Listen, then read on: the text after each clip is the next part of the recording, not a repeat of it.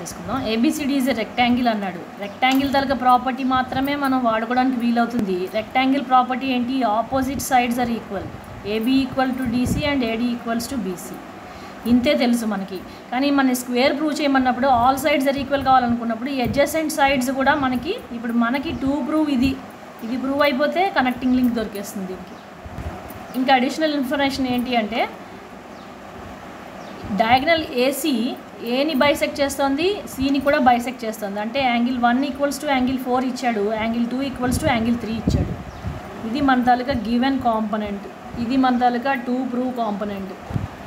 ఇక్కడ ఏంటంటే AB parallel CD with transverse ఏసీలో 1 equals to 3 alternate interior angles are equal properties of parallel lines and 3 equals to 2 అనేది మనకి ఇక్కడ rectangle తాలూకా దీనిలో బైసెక్షన్లో నుంచి వచ్చింది. Bisection C, diagonal bisect C. So 2 equals to 3 మనం ముందే రాసుకున్నాం. Therefore 1 equals to 3 alternate interior angles are equal and 3 equals to 2 because diagonal AC bisects angle C.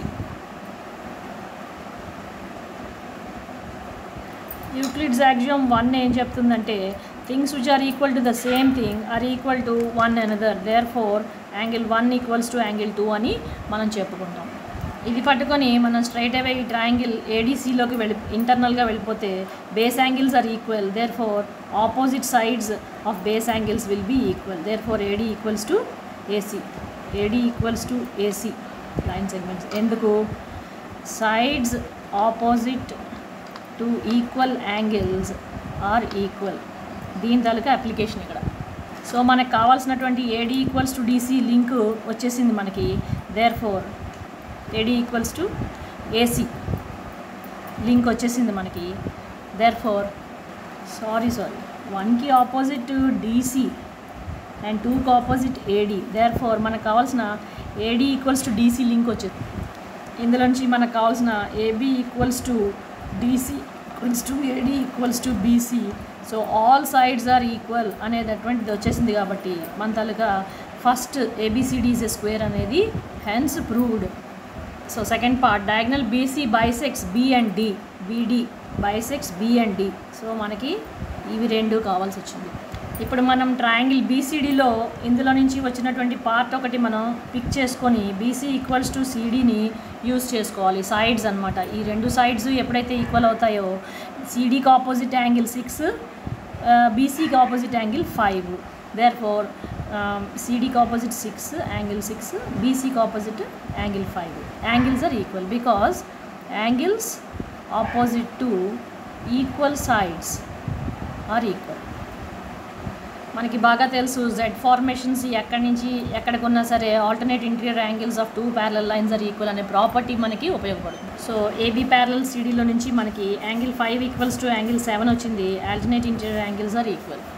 నా మళ్ళీ యూక్లిడ్స్ యాక్సియం 1లో things which are equal to the same thing are equal to one another. Therefore according to this axiom we can say angle 5 equals to angle 6 equals to angle 7.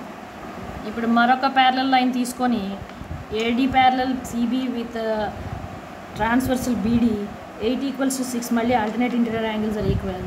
Therefore 6 equals to 8 మళ్ళీ alternate interior angles are equal 4. మళ్ళీ Euclid's first axiom పట్టుకొని ఇవి రెండు things which are equal to the same thing are equal to one another. Therefore angle 5 equals angle 6 equals angle 7 equals angle 8. ఇందులో మనం మళ్ళీ ప్రాపర్గా rearrange చేసుకుంటే యాంగిల్ 5 ఈక్వల్స్ టు యాంగిల్ 8. ఈ పేర్ తీసుకొని ఈ పేర్ తీసుకుంటే as we can see when these two are equal then we can say diagonal BD bisects angle B and angle D, hence proved.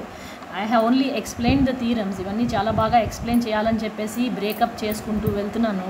రాసేటప్పుడు మాత్రం చాలా నీట్గా గివెన్ రాసుకోవాలి, 2 ప్రూవ్ రాసుకోవాలి, ప్రూఫ్ అంతా రాసుకొని సబ్స్టాన్షియేట్ చేస్తూ థియరమ్స్ని బాగా ప్రజెంట్ చేసుకోండి.